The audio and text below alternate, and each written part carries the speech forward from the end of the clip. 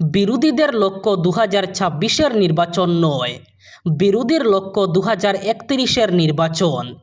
26-এর নির্বাচনে অসমে বিজেপির সুনামি আসবে, এমনই মন্তব্য করলেন রাজ্যের মুখ্যমন্ত্রী ডক্টর হিমন্ত বিশ্ব শর্মা।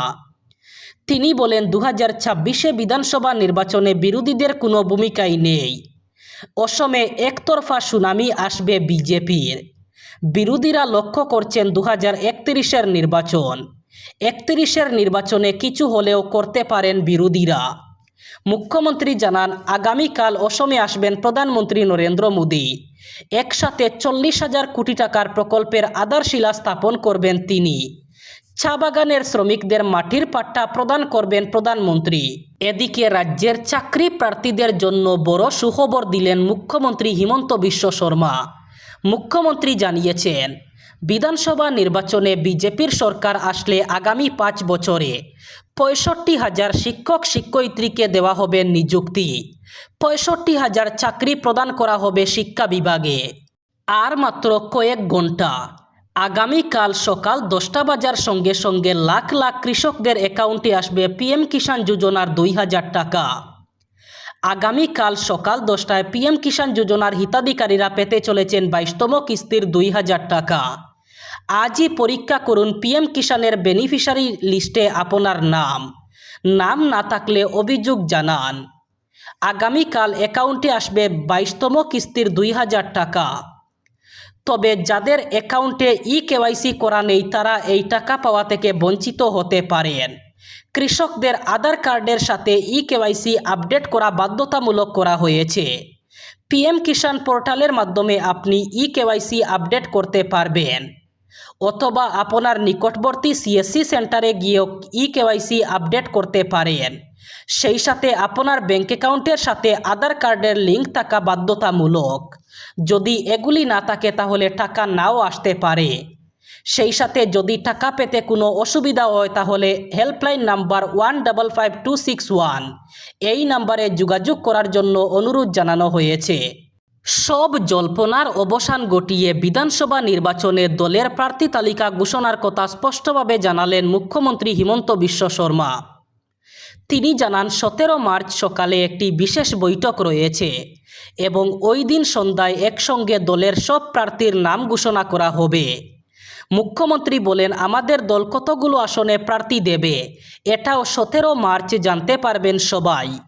এদিন সকালে বিশেষ সংসদীয় দলের বৈঠক রয়েছে এবং সন্ধ্যায় তালিকা ঘোষণা করা হবে। কে কোন কেন্দ্রে প্রার্থী হচ্ছেন সেটা একসঙ্গে জানতে পারবেন জনগণ। আমরা একটি বিশেষ নিয়মে সম্ভাব্য প্রার্থী তালিকা দিল্লিতে পাঠিয়েছি এবং বিভিন্ন পর্যায়ে বৈঠকের পর চূড়ান্ত তালিকা তৈরি হবে। অনেকেই দলের প্রার্থী হওয়ার জন্য আবেদন করেছেন এবং আমরা প্রত্যেকের আবেগকে সম্মান জানিয়েছি। তবে বিজেপি একটি অনুশাসনের মধ্য দিয়ে চলে এবং সেই অনুযায়ী প্রক্রিয়া এগিয়ে চলেছে। পশ্চিম এশিয়ায় যুদ্ধের পরিস্থিতির জেরে দেশ জুড়ে এলপিজি সরবরাহ নিয়ে উদ্বেগের মধ্যেই অসমে ডোমেস্টিক গ্যাস সিলিন্ডারের কোনো সংকট নেই বলে আশ্বস্ত করলেন রাজ্যের মুখ্যমন্ত্রী হিমন্ত বিশ্ব শর্মা। গৌহাটিতে সাংবাদিকদের সঙ্গে কথা বলতে গিয়ে তিনি জানান, পরিস্থিতির উপর রাজ্য সরকার নজর রাখছে এবং বর্তমানে এলপিজি সরবরাহে কোনো ঘাটতি নেই। মুখ্যমন্ত্রী বলেন, আমি বিষয়টি দেখছি এবং ডোমেস্টিক এলপিজির কোনো ঘাটতি নেই। ভারত এখন প্রায় 40টি দেশ থেকে গ্যাস আমদানি করার ব্যবস্থা করেছে। তিনি আরও বলেন, রাশিয়াও ইতিমধ্যে ভারতে তেল ও গ্যাস সরবরাহ শুরু করেছে। সেই কারণে এলপিজি সরবরাহে বড় ধরনের কোনো সংকট তৈরি হওয়ার সম্ভাবনা নেই বলেই তিনি মনে করছেন। হিমন্ত বলেন, কোভিড মহামারীর সময় যখন অক্সিজেনের অভাব নিয়ে সারা দেশে উদ্বেগ তৈরি হয়েছিল তখন প্রধানমন্ত্রী নরেন্দ্র মোদী ব্যক্তিগতভাবে সমন্বয় করে দেশের বিভিন্ন জায়গায় অক্সিজেন সরবরাহ নিশ্চিত করেছিলেন। একইভাবে যদি এলপিজি সরবরাহে কোনো চ্যালেঞ্জ তৈরি হয় সরকার তা কার্যকরভাবে মোকাবিলা করবে। গরমের মরশুম পুরোপুরি শুরু হয়েছে এখনই বলা যায় না, তবে মার্চ মাস থেকেই খেলা দেখাতে শুরু করেছে গরম। এদিকে আরও খারাপ খবর দিল বিশ্ব আবহাওয়া সংস্থা। তাদের পূর্বাভাস, চলতি বছরে এল নিনোর প্রভাবে আগামী কয়েক মাস ব্যাপক গরম পড়তে পারে। প্রভাব পড়বে বর্ষায়। তবে অনেক বিজ্ঞানীদের মতে এত তাড়াতাড়ি পূর্বাভাস দেওয়া উচিত নয়। তবে ভারতে গরম বাড়বে সে বিষয়ে একমত অধিকাংশ আবহাওয়াবিদ। বিশ্ব আবহাওয়া সংস্থার আপডেটে বলা হয়েছে, জলবায়ুগত পরিবর্তনের কারণে মার্চ ও মে মাসে ভূমিপৃষ্ঠের তাপমাত্রা গড়ের চেয়ে বেশি হয়ে গেছে, তা ইতিমধ্যেই প্রভাব ফেলছে ভারতে। অনেক জায়গায় তীব্র তাপপ্রবাহের পরিস্থিতি তৈরি হয়েছে।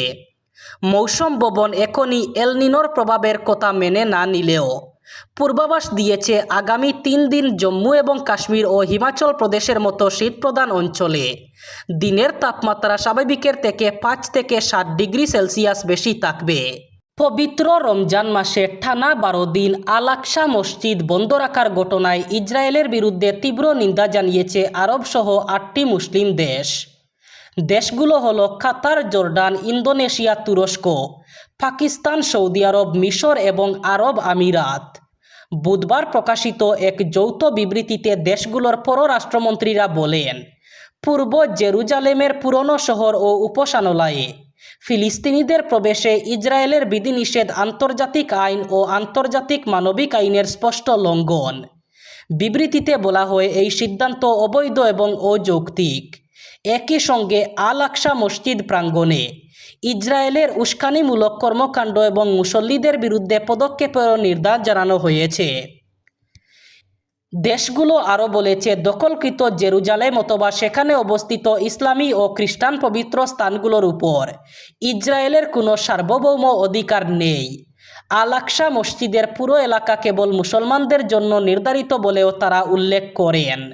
কাছাড় জেলার অসম মিজোরাম সীমান্তবর্তী হাওয়াইতাং লাইলাপুর অঞ্চলে দিন দুপুরেই যেন আকাশ ধোঁয়াশায় ঢেকে যাচ্ছে।